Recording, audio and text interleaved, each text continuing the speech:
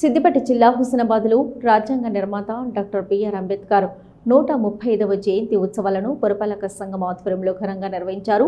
ఈ సందర్భంగా అంబేద్కర్ విగ్రహానికి మాజీ ఎమ్మెల్యే సతీష్ కుమార్, జిల్లా గ్రంథాలయ చైర్మన్ కేడం లింగమూర్తి, ప్రముఖులు, దళిత నాయకులు పూలమాలలు వేసి నివాళులర్పించారు. డాక్టర్ బిఆర్ అంబేద్కర్ రచించిన రాజ్యాంగంలోని 3వ ఆర్టికల్ ద్వారానే తెలంగాణ రాష్ట్రం వచ్చిందని మాజీ ఎమ్మెల్యే సతీష్ కుమార్ గుర్తు చేశారు.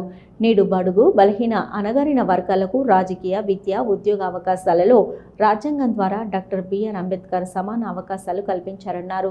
రాజ్యాంగం కల్పించిన అవకాశం ద్వారానే తాను కూడా 2 సార్లు ఎమ్మెల్యేగా ఎన్నికయ్యానని వెల్లడించారు.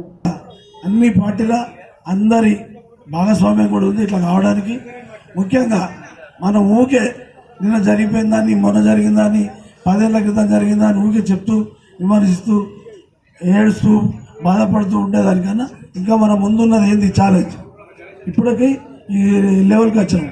భారత రాజ్యాంగాన్ని తోసేయాలి, కూలగొట్టాలి, ఏదో మను సిద్ధాంతాన్ని తీసుకురావాలి, పార్లమెంటునే అంబేద్కర్ పేరు ఎందుకని ఊరికి అంటారు, దేవుని పేరు తలుచుకోరాదు అనేటువంటి ఈ సమయంలోనే హైదరాబాద్లో అంబేద్కర్ గారి విగ్రహాలను పాలతోని అడుగుతాను.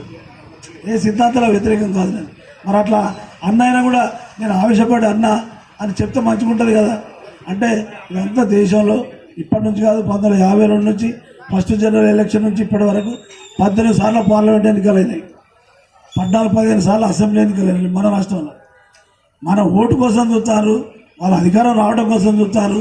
కానీ నిజంగా అంబేద్కర్ గారు, మరి గాంధీ గారు, నెహ్రూ గారు, వల్లభాయ్ పటేల్ గారు, సుభాష్ చంద్రబోస్ గారు లాంటి గొప్ప గొప్ప నాయకులు ఏం కావాలనుకున్నారు, ఈ దేశంలో మన భవిష్యత్తు ఎట్లా కావాలనుకున్నారు అనే విషయాలను వాళ్ళు పక్కకు పెట్టి ఓట్ల రాజకీయాలలో గెలవాలి, అధికారం రావాలి. ఇప్పుడు భారత పార్లమెంట్లో 542 సీట్లు ఉన్నాయి. మొత్తం 45-46 ఉంటాయి, 3 నామినేటెడ్ ఉంటాయి. అందులో 110 మంది 115 మంది ఒకళ్ళిద్దరు చంపిన వాళ్ళు, అధికంగా డబ్బులు సంపాదించిన వాళ్ళు చేరారు కదా.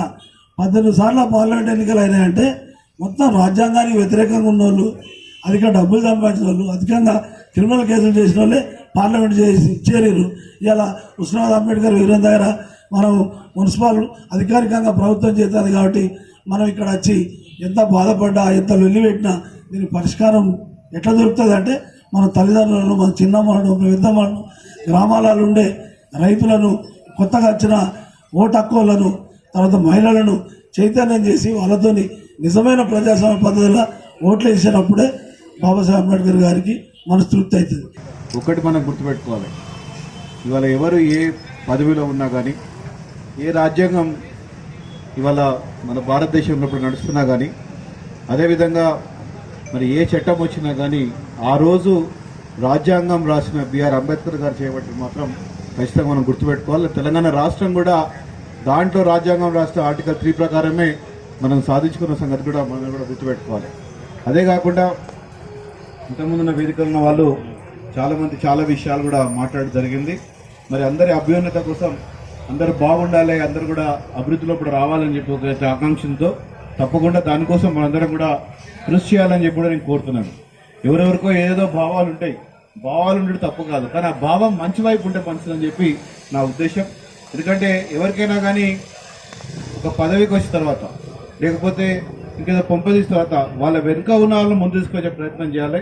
దాంతోనే మన అభ్యున్నతి జరుగుతుంది తప్ప ఏదో వేరే విధంగా మాత్రం జరగదని చెప్పి మరొకసారి తెలియజేసుకుంటూ, మనము వేరే కనుక మాట్లాడాలంటే అనవసరంగా పొలిటికల్గా పోయినట్టయితే అవసరం లేదు. మనకు ఇవాళ చాలా గొప్పగా మనం అభివృద్ధి చేసుకుంటున్నాం.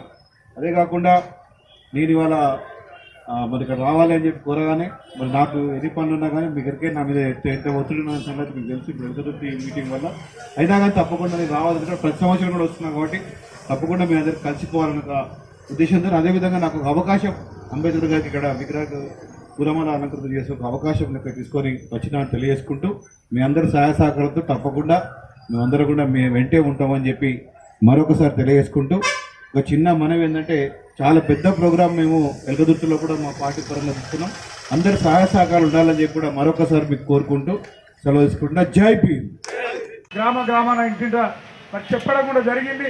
ఇవాళ ఇక్కడ మాట్లాడుకున్నాం, మనం చదువుకున్నాం, మనం రిజర్వేషన్లు పొందుతున్నాం, ఉద్యోగ ప్రభుత్వ మరి ఎన్నో కార్యక్రమాల్లో మనం మరి ఇవాళ పాల్గొంటున్నామంటే వారి రిజర్వేషన్ల ద్వారానే మనం ఇవాళ ఇంత మనం శక్తికి ఎదిగి మాట్లాడుతున్నామంటే మరి వారి ఆశయాలను మనం ముందుకు తీసుకుపోవాలి. మరి ఇక్కడ నిజంగా ప్రతి ఒక్కరు చదువుకున్నప్పుడు రాజ్యాంగంలో పొందుపరిచిన విధంగా మరి రిజర్వేషన్ పొంది ఉద్యోగం పొంది మరి జయంతి కార్యక్రమాన్ని మన కోసం ఆనాడు ఎంతైతే మరి ఇబ్బంది పడి మరి భారతదేశ కళలు సాకారం కావాలనే ఆలోచనతో మరి చేసిండో మరి అప్పుడే మరి మన అందరం చదువుకున్న వాళ్ళం ఉద్యోగం. మరి ఈరోజు ప్రభుత్వం కూడా సెలవులు ప్రకటించింది. ప్రతి ఉద్యోగి కానీ మరి చదువుకున్న వ్యక్తి కానీ మరి రాజకీయంగా ఉన్న వ్యక్తి కానీ పార్టీలకు సంబంధం లేని పార్టీ రహితంగా మరి ఈ కార్యక్రమాన్ని మనం విజయవంతం చేసుకోవాలి. కానీ మరి ఎవరు కూడా మరి వెలవెలవైపోయే విధంగా వచ్చుడు పోవుడు మాట్లాడు దాదాపు మరి ఉదయం 10 గంటలకు స్టార్ట్ అయితే మాట్లాడుకుంటూ వెళ్ళే పరిస్థితిని తీసుకురావద్దు. పూర్తయ్యేంత వరకు కూడా ఈ కార్యక్రమం రావు గారి జయంతి కార్యక్రమం, మొన్ననే జ్యోతిబా పూలే జయంతి కార్యక్రమం, ఈరోజు మరి అంబేద్కర్ గారి జయంతి కార్యక్రమం. మరి వారు మనకు దేశం కోసం మరి ఎన్నో పేదవాళ్ళ కోసం బలైన వర్గాల కోసం మరి వారు చేసిన వాటిని ఆ కళలు నిజం చేయాలని ఈ అవకాశం ఇచ్చారు.